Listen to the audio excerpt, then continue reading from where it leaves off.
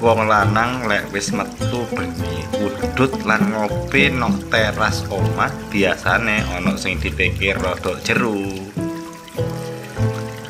Assalamualaikum warahmatullahi wabarakatuh. Jumpa lagi bersama saya Bagus Muhammad Sukron di channel TMM Official. Semoga kalian yang menonton video saya ini selalu dalam keadaan sehat walafiat, dimudahkan segala urusannya, serta mendapatkan keberkahan umur dan rezeki. Amin ya rabbal alamin.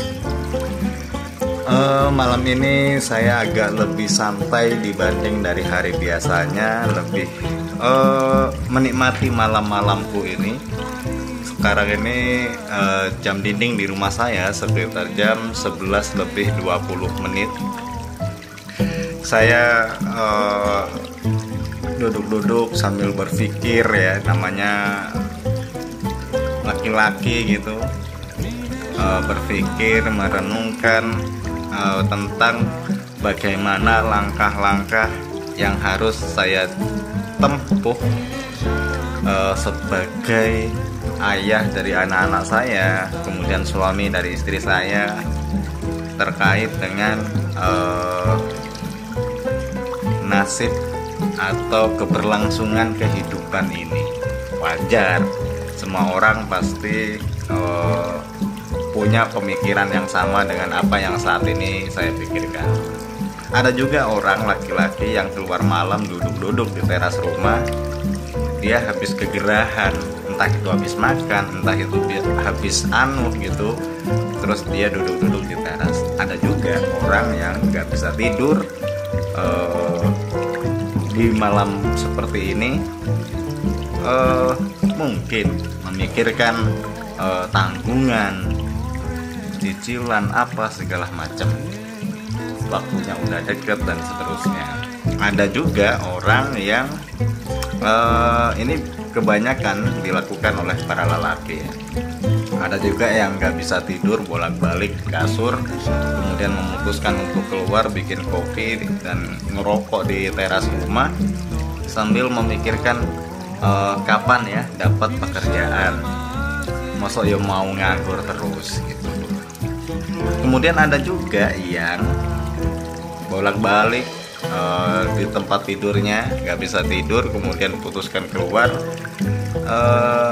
memikirkan kapan ya ketemu atau segera dipertemukan dengan jodoh bagi yang jomblo misalnya, dan lain sebagainya. Itu kebiasaan-kebiasaan seperti ini adalah kebiasaan yang pernah saya alami dulu ketika saya masih jomblo, masih belum punya pekerjaan dan lain sebagainya. Itu sesuatu hal yang wajar, ya. Jadi manusiawi, semua punya kekhawatiran, semua punya rasa takut dan seterusnya.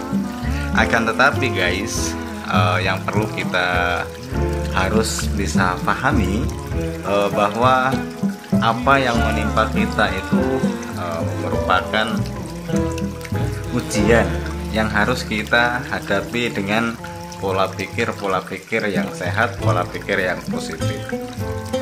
Ikhtiar gak boleh berhenti, kemudian doa juga gak boleh berhenti, segala macam cara gitu maksudnya, tapi dengan cara-cara yang ma'ruf. Gak boleh dilakukan dengan cara-cara yang berlawanan dengan hukum, berlawanan dengan norma-norma agama.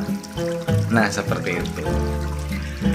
Saya rasa semua persoalan-persoalan yang saya bicarakan di awal itu tidak ada istilah gak ada solusinya. Semua pasti ada solusinya guys. Tergantung bagaimana kita mampu mengolah pikir kita, badan kita, memanfaatkannya momen-momen yang baik. Saya rasa semua itu bisa terjadi. Jadi kemungkinan yang tidak mungkin pun itu bisa terjadi. Asal kita mampu mengolah pikiran, mengolah badan kita, mengolah kesempatan-kesempatan yang kita miliki. Saya rasa semua tidak ada yang nggak mungkin. Jadi mungkin saat ini kita merasa buntu, ya, tetapi di depan kita itu ternyata banyak peluang dan banyak harapan yang bisa kita raih gitu. Jadi jangan merasa kita itu buntu sendiri, jangan. Dan itu nanti akan membuat kamu down dan membuat kamu itu lemah.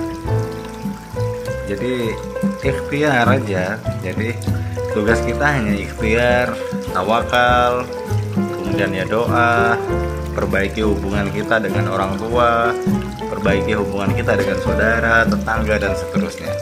Saya rasa itu hal yang mudah untuk kita lakukan agar kita itu lebih bisa diminimalisir masalah-masalah yang datang di kehidupan kita. Masalah itu pasti ada, semua orang pasti punya masalah, mau yang kaya, mau yang miskin, mau yang pintar, mau yang bodoh, mau yang gak sekolah, mau yang sekolah, dan seterusnya. Semua pasti punya masalah masing-masing sesuai takarannya masing-masing. Gak mungkin orang hidup mulus banget gak ada masalah yang mampir ke kehidupannya, itu gak mungkin guys.